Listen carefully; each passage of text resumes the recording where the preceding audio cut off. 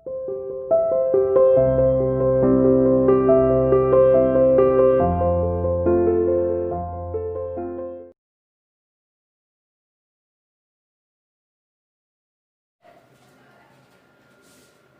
7th class, we were doing our direct indirect speech and today we will continue our topic with assertive or statement sentences, simple statements. हमने जब अपने previous video में पढ़ा था कितने तरीके के सेंटेंसेस हैं, then I had told you कि आज की वीडियो में हम कंप्लीट करेंगे हमारे स्टेटमेंट्स एंड इंट्रोगेटिव सेंटेंसेस। तो देखते हैं कितना कंप्लीट हो पाता है हमारा आज का वर्क। चलिए स्टार्ट करते हैं। यहाँ पर सबसे पहले मैं लिख रही हूँ स्टेटमेंट और असर्टिव सेंटेंसेस। स्टेटमेंट्स वो सेंटेंसेस होते हैं जिनके लास्ट में हम हमेशा फुल स्टॉप यूज करते हैं। फुल स्टॉप का मतलब है ये बात खत्म हो चुकी है। इन स्टेटमेंट्स वाले सेंटेंसेस में हम जब सेंटेंस को चेंज करते हैं डायरेक्ट से इनडायरेक्ट के अंदर, तो जब हमारा होता है सैड, हम सैड को हमेशा सैड ही रखते हैं। अगर से है तो से को हमेशा से ही रखेंगे, ठीक है। सेज है तो सेज रखेंगे। लेकिन जब ये सेंटेंस हमारा बन जाता है से या सैड के साथ, जब हमारा टू लग जाता है, तो उस टाइम पर हम से टू है तो चेंज करेंगे टेल में, और सैड टू है तो चेंज करेंगे टोल्ड में। क्योंकि जब ये बात टू का मतलब है किसी को बताई जा रही है, जब ये बात किसी को भी, कोई भी सेंटेंस किसी को बताया जाता है, किसी से कहा जाता है, तो वो बोलने में मतलब बताने में आ जाता है। जैसे से टू है तो टेल हो गया और सेड टू है तो टोल्ड हो गया। अब यहाँ पर अलग अलग चीजें किस तरीके से यूज होती हैं मैं आपको एक एग्जांपल देके दिखाती हूँ। They said, we are ready. अब ये सेंटेंस है, उन्होंने कहा, किससे कहा मुझे नहीं पता क्योंकि यहाँ नहीं बताया गया। तो जब मैं इस सेंटेंस को चेंज करूंगी इनडायरेक्ट में, तो ये हो जाएगा दे सेड। ये कोटेशन मार्क्स कहे जाते हैं। कोटेशन मार्क्स या फिर इन्हें इन्वर्टेड कॉमा भी कहते हैं। कोटेशन मार्क्स और इन्वर्टेड कॉमा को हटाकर हम जो वर्ड यूज करते हैं सेंटेंस को जोड़ने के लिए, तो ये एडजॉइनिंग वर्ड कहा जाता है। इन दोनों चीजों को, रिपोर्टिंग वर्ब को, रिपोर्टेड स्पीच को आपस में जोड़ने के लिए जो वर्ड हम यूज करते हैं उसे दैट कहते हैं। दे सेड दैट। अब ये जो हमारा वी है ये यूज हो रहा है हमारा दे के लिए। हम हमारा टेंस वाला, जैसे पीडीएफ मैंने आपको भेजी, उसमें हम हमारा टेंस वाला रूल ये वाला यूज करेंगे। Subject object no change, first person, second person, third person. तो सब्जेक्ट फर्स्ट पर्सन के हिसाब से, ऑब्जेक्ट सेकेंड पर्सन के हिसाब से, नो चेंज थर्ड पर्सन, मतलब कोई चेंज ही नहीं होता है। अब यहाँ पर जो दे है हमारा, वो हमारा वी इसमें मैंने लिख रखा है, तो ये जो दे है ये मेरा सब्जेक्ट है। सब्जेक्ट के हिसाब से मेरा फर्स्ट पर्सन यूज होगा। दे हमारा फर्स्ट पर्सन ही होता है, इसलिए हम इसे दे ही लिखेंगे, ठीक है। दे का देम होता है सेकंड पर्सन जब हम उनको यूज करते हैं, तो या फिर ये डिपेंड करता है आपके सेंटेंस की सेंस के ऊपर। जब हम इसमें लिख रहे हैं दे, और अब मुझे मेरा टेंस चेंज करना है, तो टेंस जब मैं चेंज करूंगी तो ये हो जाएगा वर्ब, क्योंकि ये प्रेजेंट है और प्रेजेंट मेरा चेंज होता है हमेशा पास्ट के अंदर। इसीलिए दे वर, और रेडी ये ऑब्जेक्ट है। ऑब्जेक्ट हमारा बहुत रेयर केसेस में चेंज होता है। रेडी, ये मेरा सेंटेंस, अब हमारा भी सेंटेंस रेडी हो चुका है। So they said that they were ready. ये हमारा एक सिंपल स्टेटमेंट का एग्जांपल है जो यहाँ पर आपको दिया गया है। समझ आ गया? सिंपल स्टेटमेंट्स के अंदर हम जो चीजें चेंज करते हैं वो यही होती हैं कि हमारा सब्जेक्ट चेंज होता है, हमारा टेंस चेंज होता है, ऑब्जेक्ट के बाद हमारा फुल स्टॉप यहाँ है तो फुल स्टॉप यहाँ भी होगा। इन्वर्टेड कॉमा के अंदर हमेशा हम हमारे पंक्चुएशन मार्क्स को यूज करते हैं, क्योंकि पंक्चुएशन मार्क्स के साथ साथ जो सेंटेंस होता है, इन्वर्टेड कॉमा में जो भी चीजें लिखी जाती हैं वो सब बदल जाती हैं, सिवाय ऑब्जेक्ट के। हमेशा ऑब्जेक्ट नहीं बदलता, लेकिन इन्वर्टेड कॉमा में अगर है इसका मतलब वो चेंज हो सकता है। इन्वर्टेड कॉमा से बाहर या तो सिर्फ सेट टू बदलता है और कुछ तो बदलता ही नहीं है। राम है तो राम ही रहता है, राम का रमन नहीं हो जाता है।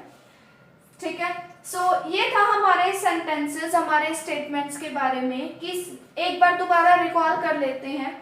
सबसे लास्ट में, सेंटेंस के लास्ट में फुल स्टॉप लगा हुआ होता है। अगर से या सेड है तो वो चेंज नहीं होगा, से या सेड ही रहेगा। जब से टू है तो टेल हो जाएगा, सेड टू है तो टोल्ड हो जाएगा। और एक चीज, अगर कोई सेंटेंस इन्वर्टेड कॉमा के अंदर प्रेजेंट में है तो वो पास्ट में हो सकता है।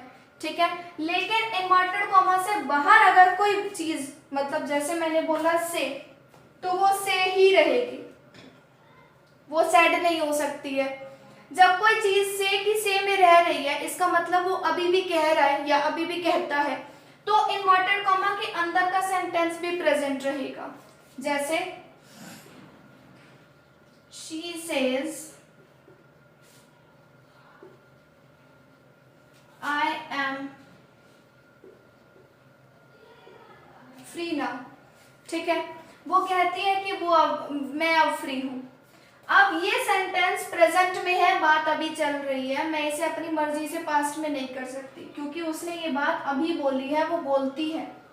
जब ये मैं इसे चेंज करूंगी तो ये रहेगा सेज दैट, वही मेरा कि इस सब्जेक्ट को मैं मेरे फर्स्ट पर्सन के हिसाब से चेंज करूंगी, तो यहाँ पर जो मैंने अपना यूज किया है वो है शी, क्योंकि ये भी मेरा बोलने वाला जो इंसान है उसी के लिए चेंज किया जाएगा। ये मेरा सब्जेक्ट है और फिर एम यहाँ पर इज हो जाएगा। क्यों हो जाएगा? क्योंकि ये प्रेजेंट में है। अगर ये सेड होता तो मैं इसे चेंज करती, ये प्रेजेंट है तो मैं इसे प्रेजेंट ही रखूंगी। शी इज फ्री, और ये नाउ का भी नाउ ही रहेगा, चेंज नहीं होगा। अगर सैड होता वॉज हो जाता, देन हो जाता, लेकिन कुछ भी नहीं बदला तो ये भी नहीं बदलेगा। आई होप आपको समझ में आ रहा होगा। इसको देखते हैं और फिर चलते हैं हमारे नेक्स्ट इंट्रोगेटिव सेंटेंस पर। हाँ जी स्टूडेंट्स, देखिए फर्स्ट हमारा पार्ट सेंटेंस स्टेटमेंट्स का हो चुका है। सेकेंड है हमारा इंट्रोगेटिव सेंटेंस। इंट्रोगेटिव सेंटेंस वो सेंटेंसेस होते हैं जो सबसे लास्ट में क्वेश्चन मार्क यूज करते हैं। इंट्रोगेटिव सेंटेंसेस अपने लास्ट में क्वेश्चन मार्क शो करते हैं। अब इसमें कितने कैसे कैसे आते हैं? How, when, who, what, etcetera. बहुत सारे ऐसे चीजें हैं जो ये WH फैमिली कही जाती है। ये WH फैमिली क्यों कही जाती है? क्योंकि ये जो वर्ड है ये WH से शुरू होते हैं, और हाउ भी इन्हीं में इंक्लूड होता है क्योंकि ये प्रॉपर क्वेश्चन क्रिएट करता है।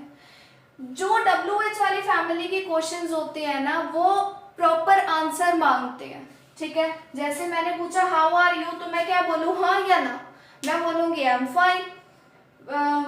When did you come, so मैं आंसर दूंगी आई केम जस्ट नाउ, कि मैं अभी आई हूँ। हु इज योर सिस्टर, तो मैं बताऊंगी कि my sister is, she is my sister, और my sister's name is this. और what are you doing, that I am teaching you now. ये जो क्वेश्चंस है ये हमेशा आंसर मांगते हैं, इसलिए इनको हम WH फैमिली में कैटेगराइज करते हैं। दूसरे तरीके के जो हमारे वर्ड्स होते हैं, जो हमारे क्वेश्चंस होते हैं, उनको हम कहते हैं हेल्पिंग वर्ब वाले क्वेश्चंस। हेल्पिंग वर्ब वाले क्वेश्चंस कैसे होते हैं? Are you okay, can I help you, do you want to come with us. तो are you okay, yes I am okay, no I am not okay. Can I help you, yes I can help you, no I can't help you. Do you want to come with us? Yes, I want to come with us. No, I don't want to come with you. Sorry you. ठीक है, तो helping verb वाले जो हमारे questions होते हैं ना, वो यस या नो में आंसर मांगते हैं। हम इसीलिए इनको डिफरेंशिएट करते हैं क्योंकि यूज भी दोनों के अलग अलग होते हैं।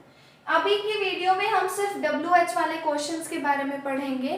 कल की वीडियो में हम पढ़ेंगे हमारे हेल्पिंग वर्ब वाले क्वेश्चंस और बाकी के सेंटेंस के पार्ट्स के बारे में।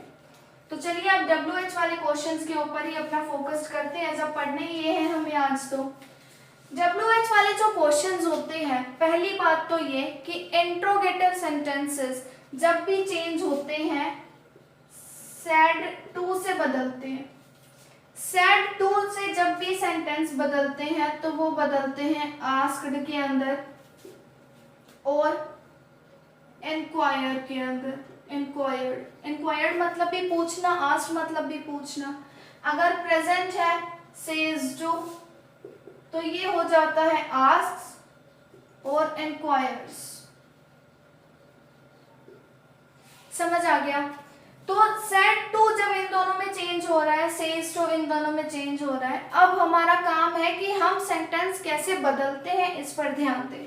तो सेंटेंस जब हमें हमारे बदलने होते हैं उस टाइम पर एक चीज कि हम इसमें दैट यूज नहीं करते। WH वाले क्वेश्चंस में कुछ भी यूज नहीं होता। जैसे she said to me, how are you doing,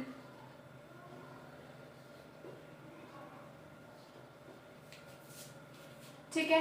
अब उसने मुझसे ये क्वेश्चन पूछा है, you can see that I have put question mark in the end of the sentence also. Said to me, जब शी है तो मैं लिखूंगी शी।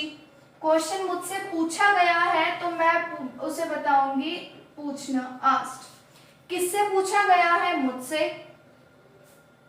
WH वाले जो फैमिली के क्वेश्चंस होते हैं वो कभी दैट से, इफ से, वेदर से शुरू नहीं होते, वो सीधा शुरू होते हैं हाउ, ठीक है। अब जो हमारा सेंटेंस स्ट्रक्चर होता है ना, वो हमारा सेंटेंस स्ट्रक्चर होता है ये। हम कभी भी सेंटेंस स्ट्रक्चर को ऐसे चेंज नहीं कर सकते सब्जेक्ट ऑब्जेक्ट वर्ब में। हम हमेशा उसे बदलेंगे subject plus verb plus object के अंदर। सब्जेक्ट मैंने यूज कर दिया अपना, अब मैं अपना यूज करूंगी वर्ब।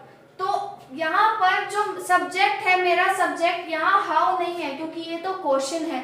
सब्जेक्ट मेरा है यहाँ पर यू, क्योंकि बात किससे पूछी जा रही है वो इम्पोर्टेंट है। बात मुझसे पूछी जा रही है तो मैं हूं यहाँ पर फर्स्ट पर्सन, हाउ आई।